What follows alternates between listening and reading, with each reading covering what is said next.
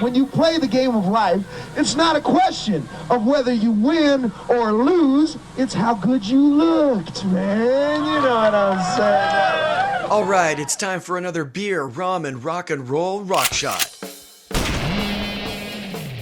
This time, Reed and I are celebrating the 40th anniversary of Van Halen's fifth studio album, Diver Down. Released on April 14th, 1982, it spent 65 weeks on the US album chart and sold 4 million copies in the US alone.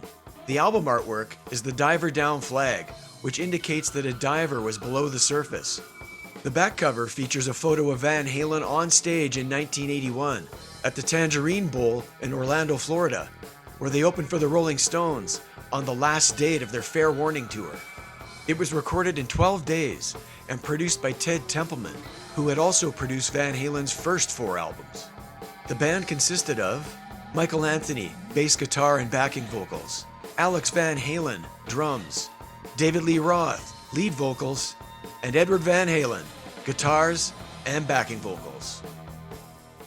Okay, Reed, you ready to talk about Van Halen, specifically Diver Down? Van Halen. Van Halen. Remind me again, who are they? Young kids? Yeah, some kids from California. As you can see, I've got my Van Halen 1982 Hide Your Sheep Tour t-shirt on. Nice. 1982. So I'm going to throw it to you like I always do. Let's go back to 1982, Reed. Let's.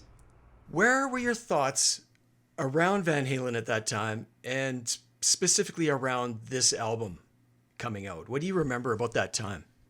I remember that we couldn't wait for it to come out. By this time, we were neck deep in Van Halen, and Van Halen, we felt could do no wrong.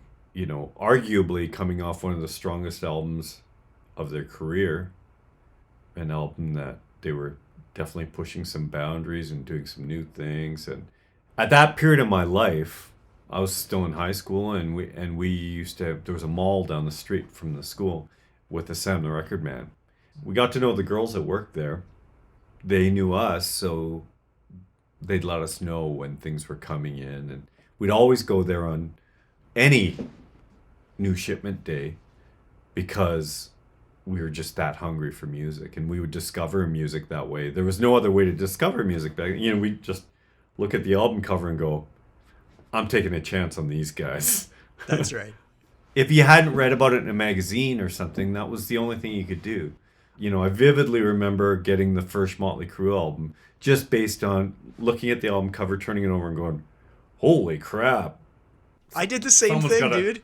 Yeah, someone's got to buy this. Which one of us is it going to be? And I happened to be the one with, you know, $7 in my pocket or whatever it was. Yeah, right? I bought it on the cover alone, too. I saw Vince Neil's crotch, and that was it.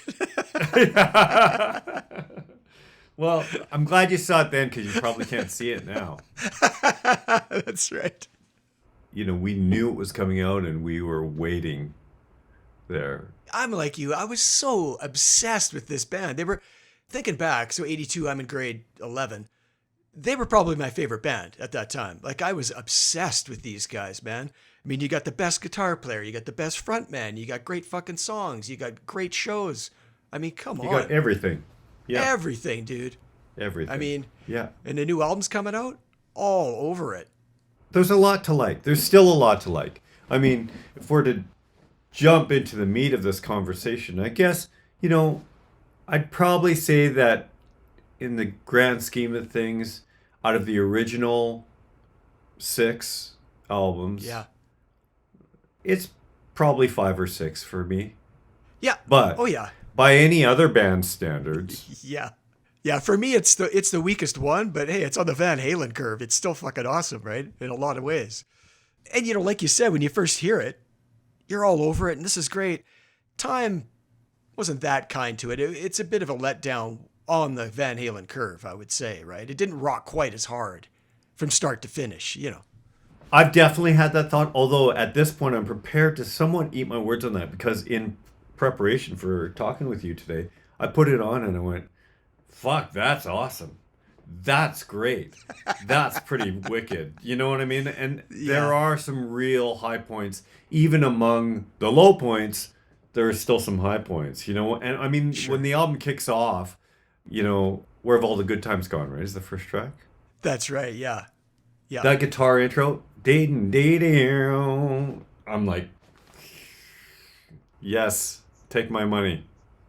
Okay, man, let's dive into these tracks. So there's 12 of them. You got a running time of 31:04, and people are like, oh, it's such a short album.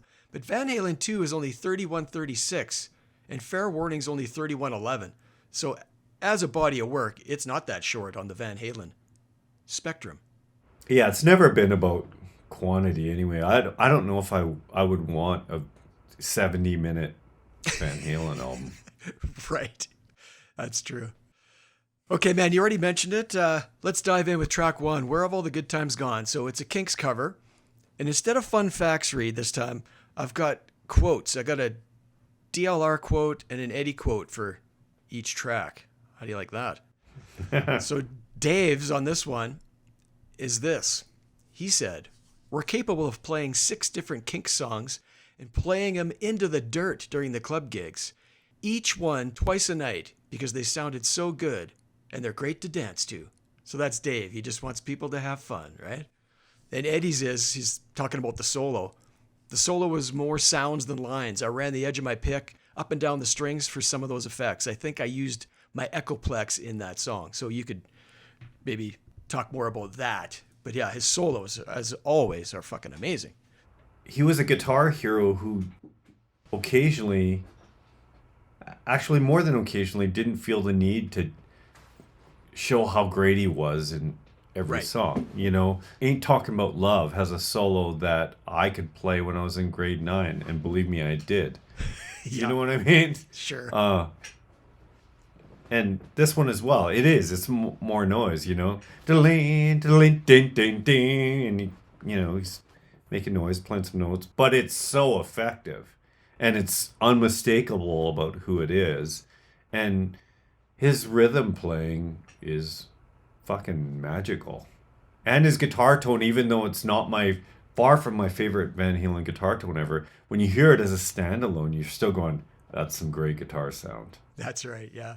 Do you like this song as a track?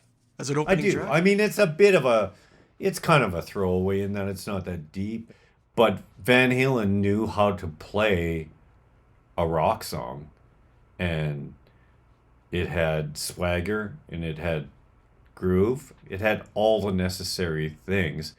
It's not a great song to begin with, That's kind of my thought. I don't love it. but they play it so well. And as I said off the top, when it kicks in with that guitar intro, before they even get to that ding, ding, ding, ding, it's already awesome. When that groove kicks in, it's a magic moment. It's just that it doesn't really go any further than that. That's right, yeah. Like when you compare it to other opening tracks, like Running with the Devil or Cradle of Rock or Mean Streets, it doesn't come fucking close to that stuff, right? As an No. opener. Yeah, for me, it's not super strong, but it's Van Halen. What can you say? Okay, let's go to number 2, Hang 'em High. What do you think of Hang 'em High, Reed? It's one of the standout tracks for me on this album. Yeah, I agree. Great riff, classic sort of Van Halen feel, a little bit progressive, in the middle parts there. It's a fucking great song. And it's one of the ones that I heard as I was prepping for this when I went, wait a second, that's great. It's fast. I love them in this zone. Eddie's quote is, the solo is just loose, fun craziness. I play it better every night than I did on the record, but who cares? It has feeling. It's everything you want a great Van Halen track to be. Dave's quote is, it's like all those Westerns where there's some kind of dissonant sound in the background. And what happens is Edward will come up with a song or a riff, and then immediately I hear it and I know right away what the scenario is. I mean, that's really Dave's gift. Like, he's an incredible lyricist, I think. And he takes Eddie's music and just runs with it with that melody and lyrics and shit, right? Exactly. Not only with lyrics, but I mean, you try writing a melody to the pre-chorus of Unchained. Right?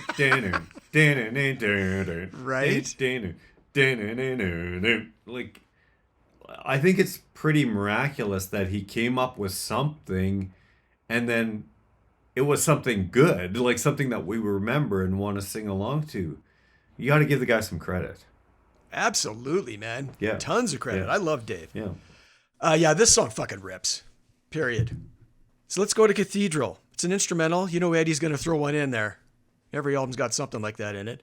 His quote is, "I'd be doing Cathedral for more than a year and I wanted to put it on record. Sounds like a Catholic church organ, which is how it got its name."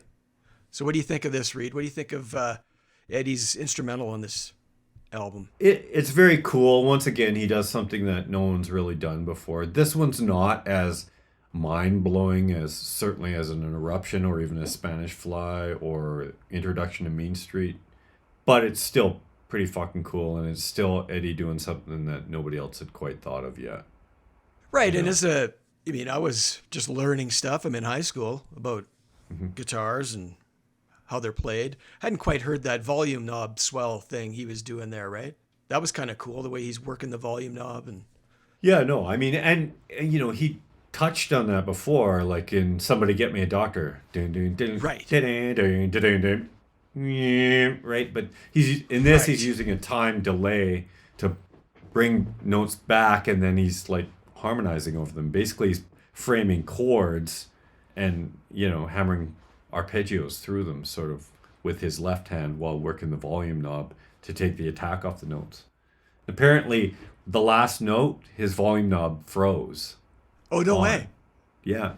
Allegedly, that's the story, is that right as he finished it, his volume knob froze. I hate when your knob freezes. That's no fucking good. Right? Yeah. I hadn't heard that story. That's pretty cool. And yeah, and it became part of his extended concert solo from that It did. tour forward. Correct me Yeah. if I'm wrong. From what I've seen, he did it Yeah. all the time, or snippets of it at least. Yeah, exactly. Okay, man, let's move on to number 4, Secrets. So Dave's quote on this one is, "The nucleus of the lyrics came from greeting cards and get well cards that I bought in Albuquerque, New Mexico on the last tour. They're written in the style of American Indian poetry. For example, may your moccasins leave happy tracks in the summer snows." I mean, this guy's mind is just crazy. Like I don't know if I'd call him a genius, but he has that kind of thing about him, man. Like he's a smart dude. Maybe more savant. He's on the spectrum, whatever. Yeah. But man, there's nobody like him, right? Like, There's nobody like him. And there never has been, there never will be. but this is a nice change of pace, this one. It's tasty. It's an upbeat track. I dig it.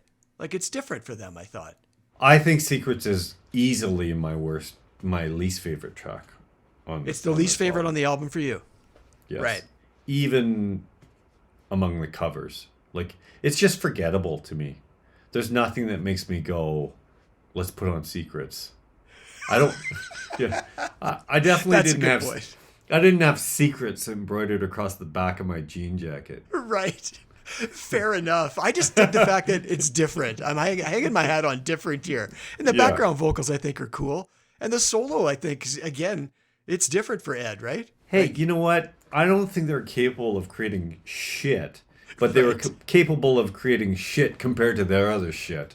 on the curve, dude. It's always on the curve. That's right. That's right. Yeah. Yeah. Okay. Yeah. We can move on from Secrets. Here's a secret for you. That song sucks. That sucks. Oh, man. Okay, I'm going to combine these next two, 5 and 6, for obvious reasons. It's Intruder into Oh Pretty Woman. So, I didn't know this, actually, or if I did, I forgot. Intruder was written specifically to cover the intro to the video, like the MTV video. Like Dave, of course, this is his concoction. He needed something to cover the video before the song kicks in. They should have just had it on the video only. I don't know. I think it's kind of cool, but once you've heard it once, I mean... Yeah, it just doesn't stand alone. You know what? I could see that even being kind of a cool like intro to the show. You know what I mean? Or something like that. Canned music, playing like, and then they come up with a bang or something. But yeah, it just doesn't go anywhere. Yeah, It's unnecessary, really. Yeah, there's no payoff. Right.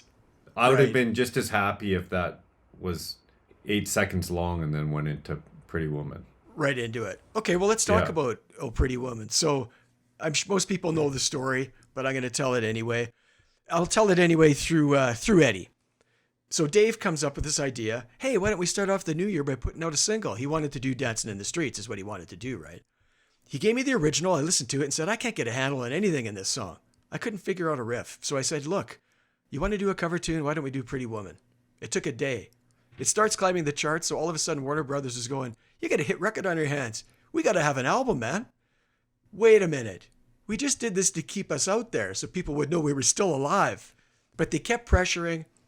So he says we jumped back in without any rest or time to recuperate from the tour and started recording. Then he ends the quote with, it was a lot of fun. So he's bitching about it, but then he's like, hey, it was fun to do, right? Here's my thing with this song. I don't really like it in the first place. Like, it's okay. It's got a great riff, and especially Van Halenized, with Eddie's tone playing it. Sure. It's pretty great. But the whole verse thing, we liked it when it came out because it was just Van Halen. It was the opportunity, especially with the video, to see Van Halen being Van Halen, and Yes. And I enjoyed that part of it, but the song itself, it doesn't rock, Reed. It doesn't rock, man. I don't necessarily let it play through if it comes on in the shuffle. There you go. That's not in the back of your jean jacket either. No. You mentioned the video. Let's talk about it. So it's directed by Roth and this cat named Pete Angelus. Of course, Roth, he thought of everything in their videos. He's the creative guy in that world. It was the first, or one of the first videos banned on MTV for two reasons. One, it makes fun of a samurai warrior. Michael Anthony was dressed as a samurai, and apparently that pissed people off. And number two, you had two little people appearing to be molesting some chick. Right. I remember that. Tied up. They rip off her wig, and she's a dude. You're banned. But hey, I saw it a bunch of times on the new music, and I think eventually MTV softened their stance, but I saw it everywhere. I saw it a lot. It was all in good fun. It was very Van Halen. Yeah, so I wanted to see them live, though. I didn't really... They're all in their little characters. It didn't really do that much for me, but it's Van Halen, yeah. Yeah, but that was that era. Everybody had a story video. Performance videos were just considered like, what? You couldn't think of anything stupid? Yeah, even though that's all I wanted to see was performance videos. Yeah, we had Eddie was a cowboy. Michael was the samurai. Yeah. Alex was like Tarzan or some fucking... Wasn't he walking around with a loincloth or something? Yeah. And maybe. Roth was, of course, Napoleon. Napoleon Bonaparte. I would say that's solidly a glimpse into Roth's psyche. Don't walk on by, pretty woman. Don't make me cry, pretty woman. Don't walk away. Okay. If that's the way it must be, okay. I guess I'll go on home. It's late. There'll be tomorrow night. What do I see? She's walking back to me.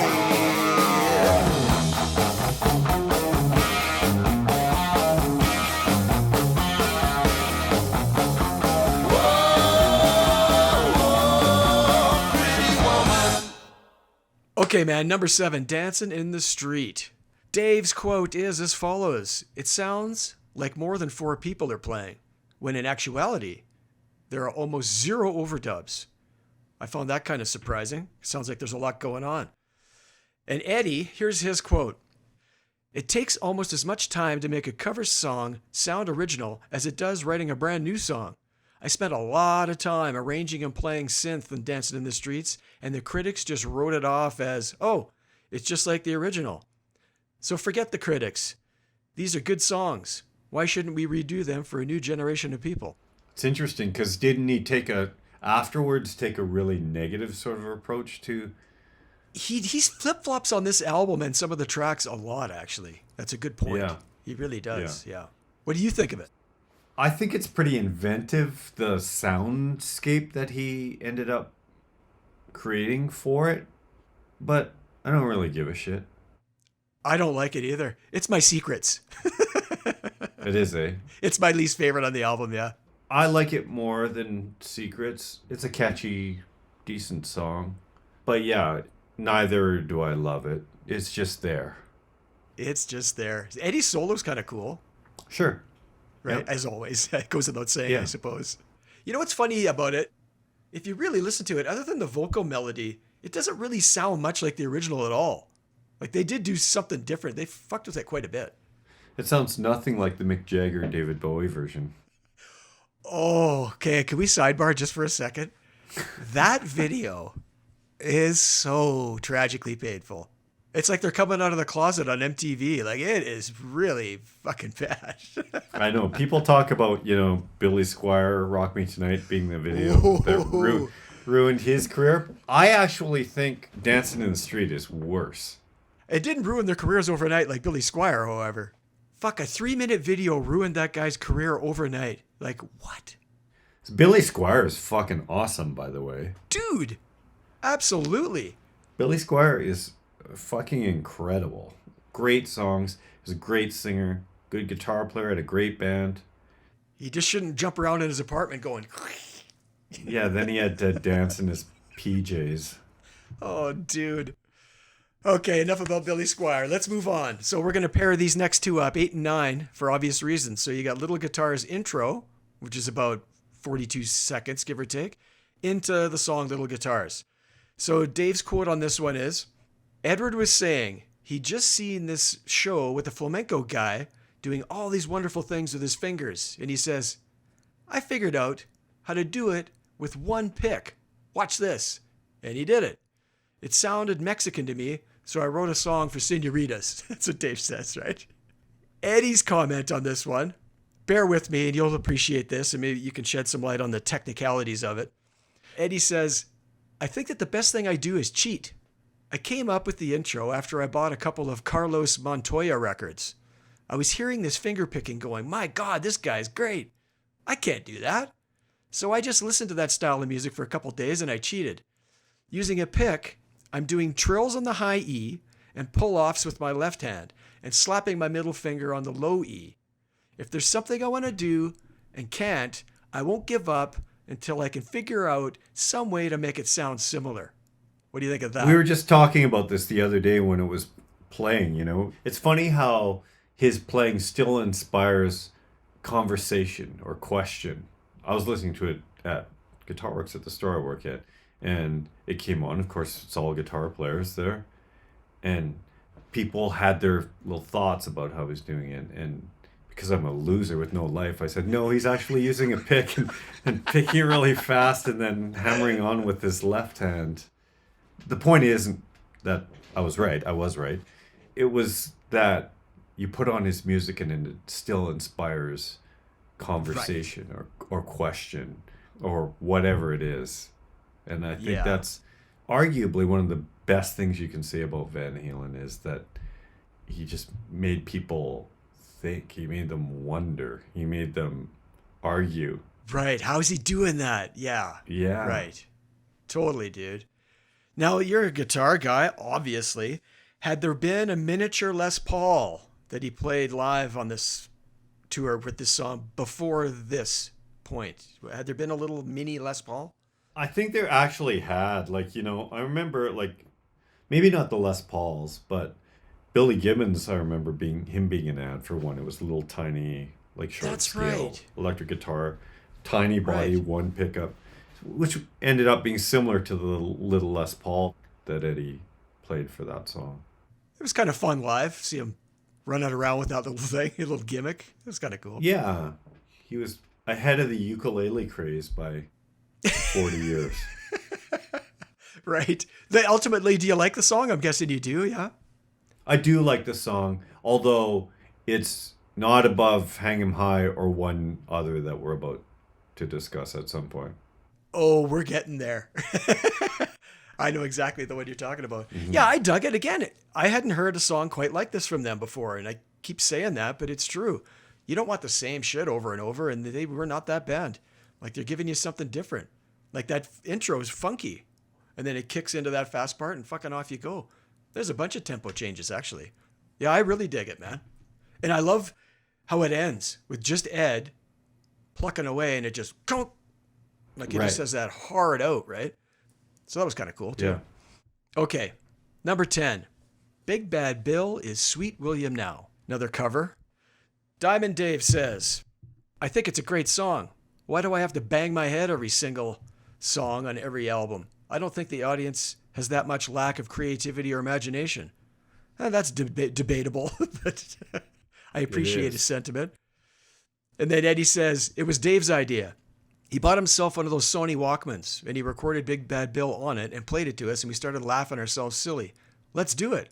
So Dave suggested, hey, why don't we get your old man to play the clarinet? We said, sure. And he said he loves what his dad played on it, and he played exactly what they wanted, and I think it's cool just for that. The fact that their dad played on a Van Halen album.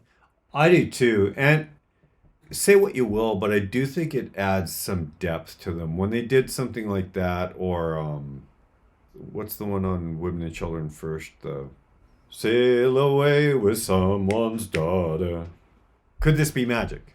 Could this be magic? Yeah. Yeah. So when they do things like that, it just gives them a little bit of depth.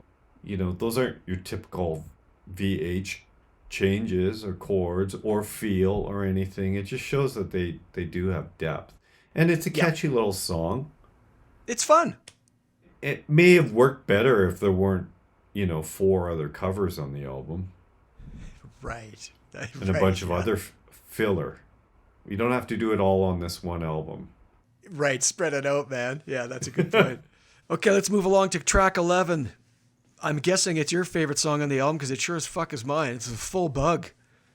This thing rocks. It is, a classic Van Halen up-tempo rocker. It's just manic, dude. It just goes. Yeah. The way that really only they could ever do it. Only Van Halen nailed that formula. And they did it over and over again, but they're all good. A lot of them are shuffles, and a lot of them are, kind of sound like ZZ Top on cocaine. That's right, yeah. Yeah, fucking Eddie's just ripping it, and Dave's on 11. Like, this is exactly what I want from them, right? I know I don't want it every song, but it's fucking awesome. Now, do you know what the Full Bug means, Reed? Yeah, if you had pointy shoes, you could get the full bug, not just part of it. There you go. I didn't know this, but yeah, Dave's quote is, when you have a cockroach and they run around the house and get in the corner? We used to have these shoes called PRFCs, Puerto Rican fence climbers. I'm like, what? They're great shoes for when a cockroach moves into the corner. You just jam your toe in the corner and hit it as hard as you can. And if you did it right, you got the full bug. So this slang means bam. You have to give it everything you got. Make the maximum effort, do everything possible, and get the full bug. And fuck, I laughed when I read that because I could just hear him saying that, man. That's cool. It is cool. Right? Yeah. It totally is. And Eddie's quote is, he's saying how Dave played the acoustic and harmonica on the intro. That's Diamond Dave. Really? And he said his lines in the middle are different. He'd been doing a lot of stuff with Alan Holdsworth, and that inspired him. I mean, because Eddie loves him, I dabbled, but I never really got into that dude. How about you? Did you get into Holdsworth much? Or? Because if Eddie Van Halen said we should listen to Alan Holdsworth, we immediately went and bought Alan Holdsworth. I mean, he must have sold him a lot of fucking records. But guaranteed. I've used this analogy before. It was like watching somebody lift a car over their head. The first couple times you see it, you're like, oh my God, look at that. And then after that, it's like, oh my God, is he lifting the car again? Totally right. Yeah, once you see the trick, yeah. You know what I haven't done, Reed? I haven't quoted any Diamond Dave lyrics, so I'm about to do just that on this one right here. I'ma tell you now, you corner my dog, it won't let you pass. Got a little bad little woman gonna bite your ass. I mean, come on. He's a blues man. Totally. And then I love this. Looks just like an angel, but she's just talking trash. You make conversation, but she's listening to your cash. Takers need a giver. This much we understand. All I want to give you, woman, is the best part of a man. Man, like that Those are great lyrics. I love that. She's listening to your cash. I mean, what a great line that is. That is fantastic. It really is. It's kind of street, but Yeah. it's still smart And funny. and funny and tongue in cheek. Yeah. I'm sure he had experience with some of that. I'm sure there are a lot of chicks looking at his cash. Something we haven't mentioned, Reed, is Michael Anthony's background vocals, which are always really good, and they're really good on this song in particular, right? You know what? They are always really good, and so is his bass playing. His bass playing is actually phenomenal across their catalog. It kind of makes me sad that he didn't get the recognition for that specifically from Eddie. I agree. You know, when you read these stories, how Eddie had to show him everything. I don't know. What's that mean? Maybe showed him a few things, but he's a really good bass player. I agree, man. I know Eddie wanted to play with Wolfgang, and I totally get that. But when he didn't get that slot when they got back together, man, I just thought that was really too bad. Yeah, You me know? too. Yeah, Full Bug is the shit. When it goes out on a high. And then it bookends with number 12, Happy Trail. So it's just a fun little ditty. So Dave's quote on this is, "You wouldn't believe the number of TV commercials and radio jingles this band can sing in 4-part harmony. I was nannied and weaned by TV. You turn into a vidiot." I hadn't heard that word before. "I remember all the commercials. We've been singing Happy Trails for years, and we wanted to do something wonderful and different for you." Okay, great. You know, live, I thought it was kind of a cool device, right? Like halfway through You Really Got Me, Alex comes off the kit, they sing it, Alex goes back on the kit, and they finish the encore, You Really Got Me. And it's just more Van Halen fun. I think it's cool live. I mean, I don't need to listen to it on the album ever again, but live it was kind of cool. I do remember that it was impactful when we first heard it. We all laughed, but we were also impressed because they could sing in 4-part harmony, and it doesn't have a long-lasting impact or possibly relevance, except for to say that they definitely weren't overly serious. Oh, God, no. Something I want to mention, I mean, they played this entire album live, hey, except Big Bad Bill, of course. They played every song on here. Obviously, they believed in these songs. Okay, the last thing I want to talk about is the US Festival in '83. So, Oh, I could have worn my Us Festival t-shirt. You can see through it now. Like, wow. yeah, because I've worn it all the way through since 1983. That's impressive, man. That means you're the same size. God, I can't claim that. Well, it's a little snug now. Tell me it's at least a little bit snug. It's Come a on. little snug. But I wasn't at the US Festival. I didn't buy it there. I ordered it out of the back of Circus magazine. Could you imagine having that, Notch? I was at the US Festival. Okay, so here's the story for those of you who don't know. So Diver Down Tour is technically over on February 12th, 1983 in Argentina. That was it. So Dave, being Dave, he gets his buddies together. They're called the Jungle Studs, and they go to the Amazon jungle. Kick back, right? Relax. So they got to call him back on May 29th to do this fucking huge ass festival. So he drags himself out of the jungle and off you go. Because the payday was like $1 million for one set, right? Which back then, insane. Now, are you like me, watching the new music, showing our Canadianness with that reference? Mm-hmm. I can remember seeing Diamond Dave sitting on a table at this press conference, just being Dave to the max. Do you remember seeing this? I think Golden I do, Court? yeah. The Clash apparently played the day before, I guess, but they had issues with Van Halen making all this money, right? Remember there's this Clash Van Halen thing going on? So of course they're asking Dave about it, and then his quote is, "You can't take life so goddamn seriously, honey. When you play the game of life, it's not a question of whether you win or lose. It's how good you look, man." That's his response. And then this fucking reporter asks Dave, "How do you spell relief?" And Dave goes, "One. Million, baby." Well, I couldn't stop laughing. I still laugh at it now. And then Dave, of course, is rocking those assless chaps for the encore. Do you remember that? Yeah. I'm like, what? I have it right here. What pisses me off, somebody owns the rights to this footage. I don't know who has it. It's somewhere. Maybe Wolfgang will fix this, straighten it out. Because Triumph has the rights to theirs, they released it. Judas Priest had the rights to theirs, they released it. It's phenomenal. So this bootleg version I have, it's pretty good. You know, it's decent. But there's mint footage somewhere that should be remastered and released, man. And it's a full set. There's a lot of songs, man. The one that pops out, Reed, I don't know if you remember this, but you know when Eddie and Alex would just kind of start jamming a bit, they did Girl Gone Bad, which ended up in 84 without lyrics. Oh. Like they did the music for that. I remember thinking, hey, that's fucking cool. And then 84 comes out and there it is. Do you remember that? Yeah, it's pretty cool. Okay, man. Anything else you want to add? It can only be so bad. That's right. Anything negative isn't really negative, right? Yeah. Yeah. On the curve, man. On the curve. Yeah.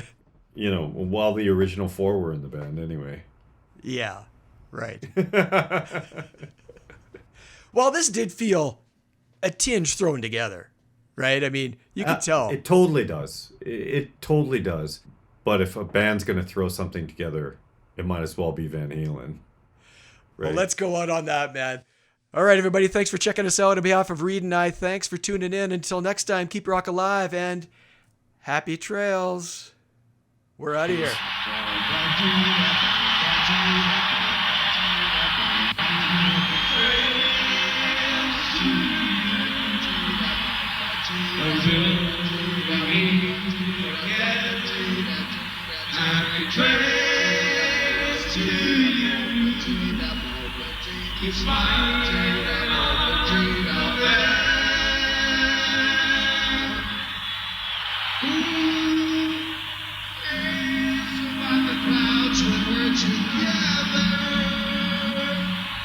It's just stop and think about saying why.